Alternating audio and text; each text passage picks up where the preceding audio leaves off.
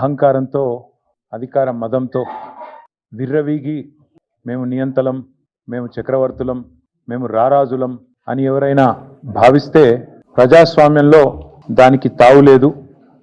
ఈ దేశంలో ఉండే 4 స్తంభాల్లో, ప్రజాస్వామ్యానికి మూల స్తంభాలైన 4 స్తంభాల్లో ఒకటైన న్యాయ వ్యవస్థ ఇంకా అన్ని గమనిస్తూనే ఉన్నది, అన్ని అవగాహన చేసుకుంటూనే ఉన్నది. తప్పకుండా సరైన సమయంలో సరైన పద్ధతుల్లో స్పందిస్తుంది అని చెప్పి నిన్న సుప్రీంకోర్టులో జస్టిస్ గవాయి గారి నేతృత్వంలో జరిగిన ఆ వాదోపవాదాలు విన్న తర్వాత ఈ దేశంలో సగటు పౌరుడికి న్యాయ వ్యవస్థ మీద గౌరవం పెరిగే విధంగా, ముఖ్యంగా అధికారంలో ఉన్న వాళ్ళ అధికార అహంకారం తగ్గే విధంగా ఉన్నదని చెప్పక తప్పదు. నిన్నటి సుప్రీంకోర్టు యొక్క డైరెక్షన్, ఆ 100 ఎకరాలు ఎప్పుడు రిస్టోర్ చేస్తారు, ఎక్కడైతే మీరు చెట్లు కొట్టేసి ఆ పర్యావరణాన్ని